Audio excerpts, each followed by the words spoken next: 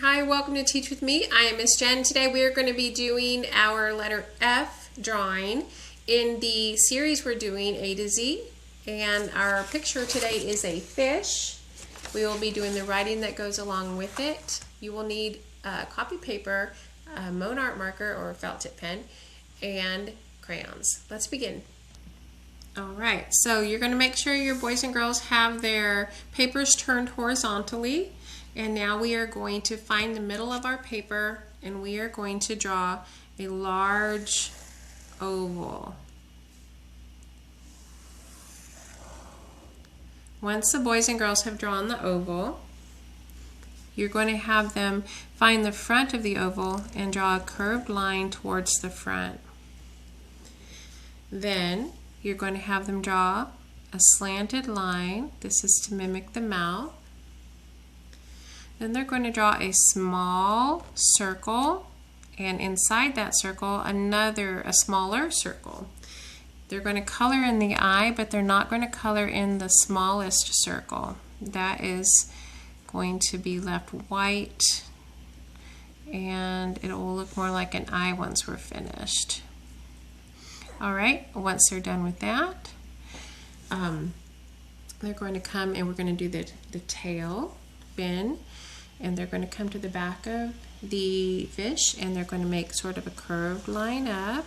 Doesn't really matter how it looks because all tail fins are different. And I'm going to have them make a wavy line down, and then they're going to connect that back to the fish.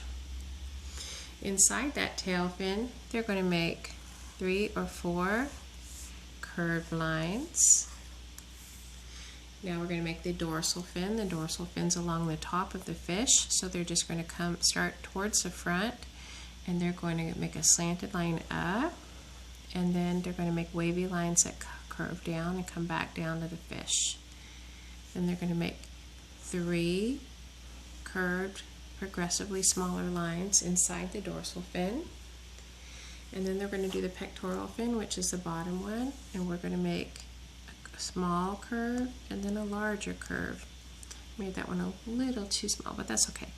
And then a few little curved lines in there. Now the last part of this is we're going to make some scales on our fish. So how we're going to do this is we're going to start towards the front of the fish along the edge of the body, and we're going to make almost like the letter J. And we're going to just touch that line that we drew for the face. We're going to try to make these the same size, and we're going to end at the body. But we're not done. We're going to do this all the way down. So I'm going to start down here and make another row of these scales.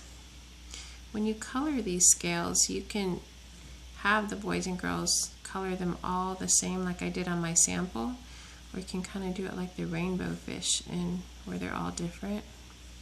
Kind of up to you how you want this to look when you're finished. These are all going to go in a book that we're making, and like I mentioned before, I always put this out for open house. I made my books a little differently than I'm making them now, but I like this better. And then I'm going to just keep making these scales until I come all the way to the back of the body. And when you get towards the back where you don't have as much room, you'll just sort of do your best. Alright, now that is all for the fish, but we need to draw its environment. So we're not drawing a horizon line because it's not in the sky, it's all in the water. But what we are going to draw are a bunch of just lines to mimic waves. I wouldn't draw too many, just a few. And that should be it. Now, here's my sample that has been colored. And you can see I just did a quick little coloring. I did mine green. I did the tail fins and all the fins orange, but you can have them do it however you like. I used blue for the shading crayon, or blue shading crayon to do the background, and then I used a different color blue to trace all of the lines to make them stand out a little bit more. Okay. So if you recall, the writing is going to be attached to this, and we're going to start that now. If you remember, I told you that we do this every single week. So by the end of the year, they have had a lot of practice writing just with this one activity we do each week. Every letter of the alphabet starts with we use it the same format to write the sentence. The first sentence is always whatever that letter is plus what we drew. So F is for fish. If they're able to write that easily, then they're going to go on to the next one. And because this is on the board for them to transfer to their papers, I always do them in different colors. So when they're done with this sentence and I've looked at it, and it's correct, I'm going to say, okay, you're on the blue sentence now. Boys and girls, go ahead and just copy what you see. If they're having trouble copying from the board, I'm going to put it on a piece of scratch paper and put it in front of them and correct it there before they write it on their final paper that goes attached to their drawing. The reason I correct it is because it is a lot harder to fix, to unlearn incorrect things than it is to just learn it correctly the first time. So I don't let them write on anything but lined paper initially for most of the year, because they really need to learn how to write their letters properly. They need to touch those lines. They need to put their spacing. They need to learn their punctuation. This is when you're teaching it. You're not trying to unlearn it when they're in 3rd grade or 4th grade. If they finish that second sentence and they did that pretty quickly and they're not frustrated, they're good to go. You're going to say, you are so good. Look at that. You did your black sentence. You did your blue sentence. You're already ready to do the red sentence. Let's read that. It says, did you know fish lay eggs? And then I'll say, did you know that? And if, whatever they say, we'll converse for a second. I say, okay, go ahead and start your sentence. Don't forget your uppercase letter at the beginning and your question mark at the end.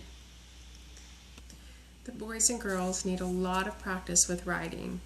Doing something consistently with using the same frame throughout the entire year gives them the security to know what's next. They're not constantly having to guess what you're expecting from them. So this is a really good writing strategy. It's a really good project to do, and it has a lot of benefits. Anyway, I hope you found this helpful. If you did, please like, subscribe, and share, and I will see you next time.